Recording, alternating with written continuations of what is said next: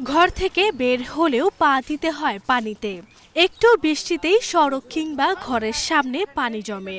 এমন দুর্ভোগে গাজীপুরের শ্রীপুর উপজেলার মুলাইদহ গ্রামের কয়েক হাজার মানুষ। শ্রীপুরে শিল্পের ছোঁয়ায় জীবনমান উন্নত হলেও অবকাঠামোগত উন্নয়ন হয়নি মুলাইদহ গ্রামের। ভাঙাচোরা সড়ক আর জলাবদ্ধতায় বছরের পর বছর পানিবন্দী থাকলেও তা দেখার যেন কেউই নেই। এই কোমর পর্যন্ত পানি ভেঙে আমরা মেন রোডে উঠছি। এখন দেখেন পানির অবস্থা দেখেন, আমার ময়লা, এরপরে খাবার পানি সংকট। বারবার বলা সত্ত্বেও তারা কোনো সুরাহা দিতে পারে নাই।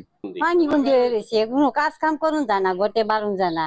চেয়ারম্যান তো এটার কোনো খবরই নেয় না। কি অবস্থা আছে, কি করতেছে বুঝলো না, কোনো পাত্তাই না। চেয়ারম্যানের রঙই আমরা দেখি।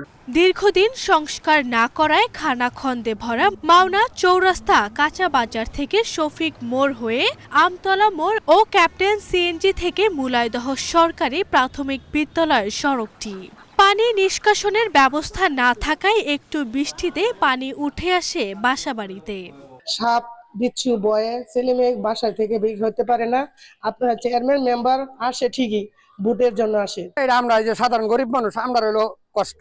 সংশ্লিষ্ট ব্যক্তিরা আছে, তারা যদি এটার সম্পর্কে কোনো ব্যবস্থা না নেয় তাহলে আমাদের আরো দুর্ভোগে জীবনযাপন করতে হবে। এমন বাস্তবতায় দ্রুত সড়ক সংস্কার ও জলাবদ্ধতা দূরকরণে উদ্যোগ নেয়ার আশ্বাস স্থানীয় জনপ্রতিনিধিদের।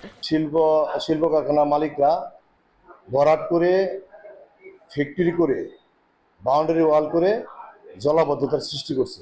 এলাকার প্রভাবশালী মহল যারা আছে, যারা ব্যবসা বাণিজ্য করে, মিল ফ্যাক্টরি, ওদের জন্য এটা ওরাই সৃষ্টি করছে, ওরাই এখনের জটিলতাও তাদের জন্য। আমাদের গাফিলতি নাই, আমরা কি করবো, আমরা তো সীমিত। আমি তো আর রোডস এন্ড হাইওয়ে কাটতে পারবো না। এটা কাটতে হলে হাই অথরিটি পারমিশন দরকার, নিতে ড্রেন করা দরকার, অনেক বড় বাজেটের প্রয়োজন। জনদুর্ভোগ লাঘবে রাস্তা সংস্কার এবং পানি নিষ্কাশনে দ্রুত ব্যবস্থা নেয়ার দাবি এলাকাবাসীর। আরভি ইসলাম হিমু, এশিয়ান টেলিভিশন।